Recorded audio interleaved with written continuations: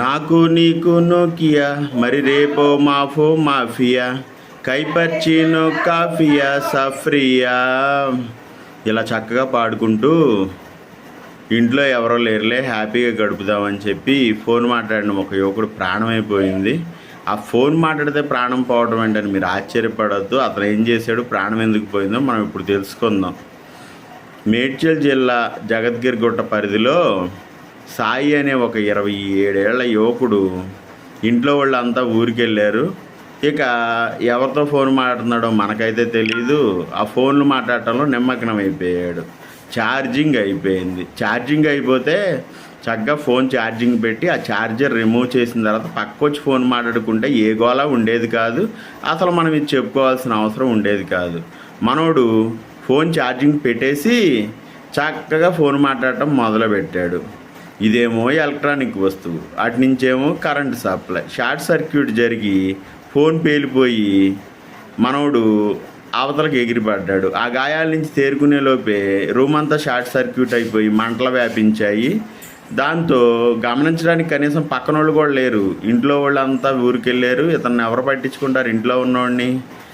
ప్రాణాలు కోల్పోవాల్సి వచ్చిందనమాట. విషయం ఏంటంటే మనం ఈరోజు ఫోన్లోనే ప్రపంచాన్ని చూస్తున్నాం.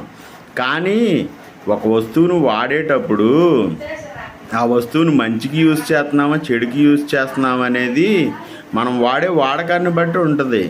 ఇప్పుడు కత్తి ఉంది, అదే కత్తితో పేకా కొయ్యొచ్చు, చిన్న పూలు కొయ్యొచ్చు, మనకు అవసరమైన చిన్న చిన్నవి కూడా కత్తిరించవచ్చు. పేక కోస్తే ఏమైంది? పోలీసులు తీసుకెళ్ళి మనల్ని పడేస్తారు. అలాగే ఇప్పుడు ఫోన్ ఉంది, ఆ ఫోన్ అనేది ఎలక్ట్రానిక్ వస్తువు కాబట్టి ఛార్జింగ్ పెట్టుకుని క్రమ పద్ధతిలో వాడుకుంటే బాగానే ఉంటుంది. ఛార్జింగ్ పెట్టి ఛార్జింగ్లో ఉన్నప్పుడు నువ్వు వాడటం వల్ల ఏంటంటే అది కరెంట్ షాక్తో సమానం. ఎందుకంటే అటు నుంచి ఎలక్ట్రిసిటీ సప్లై ఉంటుంది, ఇటేమో ఇది ఎలక్ట్రానిక్ వస్తువు.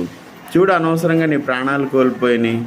విషయం ఏంటంటే ఇప్పుడు జనాలు ఎంతసేపు పక్కన వాళ్ళ మాట అనకుండా ఏమైద్దిలే అనుకుంటారు. సెల్ ఫోను పేలటం వల్ల మనుషులు చనిపోవడం ఇది మేబీ 4th ఇన్సిడెంటో 5th ఇన్సిడెంటో అనుకుంటా.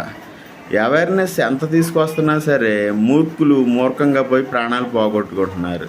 ఎందుకంటే ఒక చిన్న వస్తువు అది, దానివల్ల నీ ప్రాణాలు కోల్పోయినాయి. అనవసరంగా మీ అమ్మ నాన్న మీ ఇంట్లో వాళ్ళు అందరూ సఫర్ అయ్యారు కదా నీ ప్రాణాలు పోవటం వల్ల.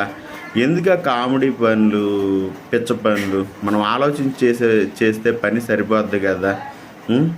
ఇక నుంచి అయినా సరే జనాలు కొంచెం అవేర్నెస్ పెంచుకోండి. వస్తువులు వాడేటప్పుడు మన ఇంట్లో ఏసీ ఉంది, మన ఇంట్లో ఫోన్